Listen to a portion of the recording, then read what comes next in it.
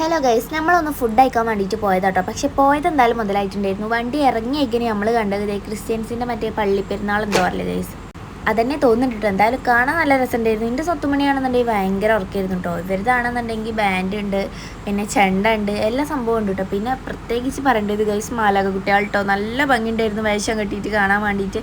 എനിക്ക് നല്ല ഇഷ്ടമായിട്ടോ, എനിക്ക് ഭയങ്കര ഇഷ്ടമാണ് ഇങ്ങനെയൊക്കെ മാറ്റി ഒരുങ്ങി കാണുന്നത് തന്നെ കേട്ടോ, പ്രത്യേകിച്ച് പെൺകുട്ടികൾ.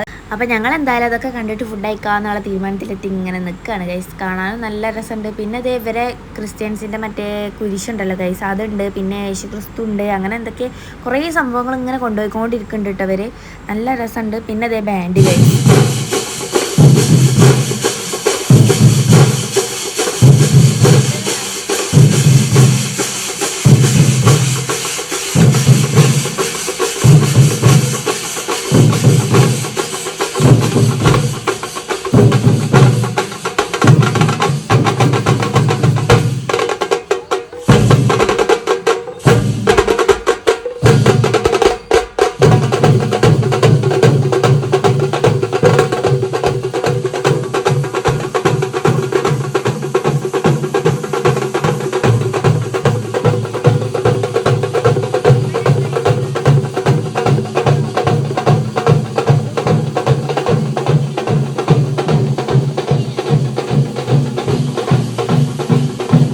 ഞാൻ എങ്ങനെയൊക്കെ തിരിച്ചും മറിച്ചും കിക്കിലാക്കിയിട്ട് പോലും വിളിച്ചിട്ട് എണീക്കാത്ത എൻ്റെ സ്വത്തുമണി ഇവരെ ബാൻഡിൻ്റെ സൗണ്ട് ആയിട്ട് എണീറ്റിട്ടുണ്ടായിരുന്നു കേട്ടോ. അത്രയ്ക്കും സൗണ്ട് ഉണ്ടായിരുന്നു, കേൾക്കാനും നല്ല രസമുണ്ടായിരുന്നു കേട്ടോ.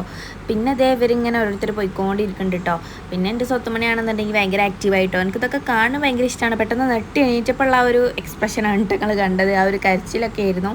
പക്ഷേ കാര്യം ഞാൻ സമ്മതിച്ചിട്ടില്ല. ഇതാണ് ഗൈസ് എന്നെ പഠിപ്പിച്ച മാഷ് കേട്ടോ. ഇനി എൻ്റെ അനിയനൊക്കെ പഠിപ്പിച്ചിട്ടുണ്ട്, സന്തോഷ് മാഷ്, UP സ്കൂൾ പഠിപ്പിച്ച സാറാണ് കേട്ടോ. പിന്നെ അതേ ഇവരെ എന്തൊക്കെയോ ഇങ്ങനെ കുറേ സംഭവങ്ങൾ ഇങ്ങനെ കൊണ്ടുപോയിക്കൊണ്ടിരിക്കുന്നുണ്ട് കേട്ടോ. പിന്നെ അതേ കുറേ കുട്ടികൾ മണി അടിച്ചുകാണ്ട് പള്ളിയിലച്ഛനെ ഇങ്ങനെ കൊണ്ടുപോകുന്നുണ്ട് കേട്ടോ.